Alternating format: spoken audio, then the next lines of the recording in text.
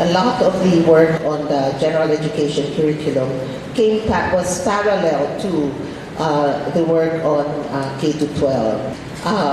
After the 12th year, they would be presumably better equipped for the jobs out there. So they would not have to go to college anymore. Sa pangkalahatan, sinasabi nila na may kulang daw yung dating 10 taon ng ating basic education. Hindi raw umaabot ito sa tinatawag nating international standards. Para raw may iangkop yung ating basic education sa iba pang mga sistemang pang-edukasyon sa buong daigdig, ay kinakailangan daw na umabot ito sa 12 taon. Isang sagabal daw sa labor mobility ng mga manggagawang Pilipino ang kakulangan natin ng 2 taon. Kung kaya't, ang pangunahing layunin talaga nito ay pagpapadulas, pagpapabilis ng paghahanap ng trabaho ng mga manggagawang Pilipino sa ibang mga bansa.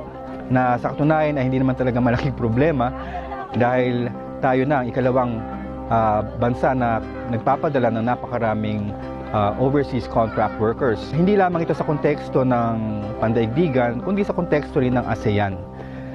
Sa usapin ng ASEAN integration ay 12 taon din daw ang kinakailangan para sa ating basic education. Ito yung sinasabi nilang parang harmonization ng ating sistema sa iba pang mga bansa. Dati natin pinupuna ang malaking mga kakulangan sa ating kasulukuyang basic education. Yung ating pangamba kapag dinagdagan ng 2 pang taon ay lalo pang mababanat yung dati ng kulang na nga na mga rekurso. Malala ang kondisyon ng Pilipinas. Sa Southeast Asia, tayo ang masasabing may isa sa pinakamalaking dropout rate. Ang maaaring maging implikasyon ng K-12 ay mas marami pang bilang ng mga estudyanteng Pilipino ang hindi man lang makapagtatapos ng high school.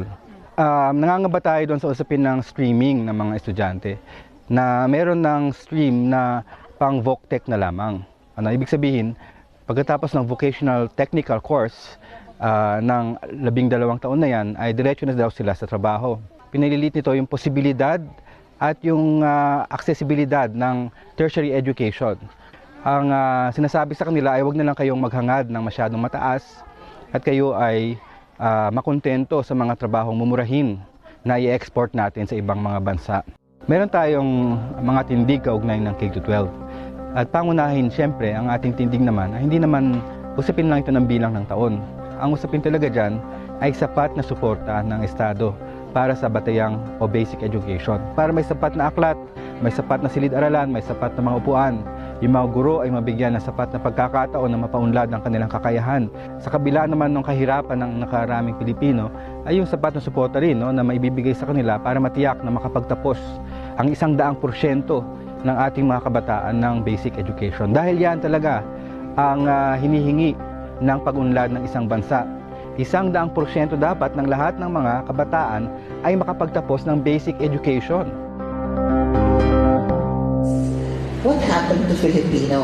Binura ba ito from the general education curriculum, from the college curriculum? So essentially, we said no, that most of the Filipino is now in the grades 11 and 12 in basic education, and the whole 36 units in general education can be taught in English or Filipino. It is up to the higher education institutions. Well, yung CHED memo nagtatakda ng bagong general education curriculum para sa mga universidad at kolehiyo sa buong Pilipinas. Mula sa mga 60 units or more na general education curriculum ngayon, binawasan ito magiging 36 units na lamang dahil umano sa pagpapatupad ng K-12, particular yung senior high school. Marami sa mga subject na tinuturo dati sa general education curriculum ng mga colleges, ibababa na sa senior high school ayon sa CHED. Matindi ang epekto nitong CHED memo na ito. Unang-una ay wala itong Filipino subject required. Hindi na magiging malay na bahagi ng buhay ng ating mga mag-aaral sa universidad at kolehiyo ang wikang Filipino. Marami nang nababalitaan na magsasara ang mga departamento ng Filipino sa mga pribadong paaralan. Yung mga kontraktual naman na mga teaching staff sa pribado at pampublikong paaralan, hindi na lang i-renew yung mga ito. Mawawalan sila ng kagyat ng trabaho dahil wala na raw silang ituturo. Wala na magpapatuloy ng higher level na pananaliksik sa Filipino. Ibig sabihin, kahit bilang isang akademikong disiplina, manganganib ang wikang Filipino. Pinapatay nito ang intelektualisasyon, ang tuloy-tuloy na pagsulong at paglaganap ng Filipino bilang isang akademikong gawain sa ating mga pamantasan. Hindi ito nagbibigay galang o respeto sa naabot na ng wikang Filipino bilang isang larangan ng siyentipiko at akademikong pag-aaral. Ang Filipino bilang isang wika ay isang simbolo ng ating pagkabansa.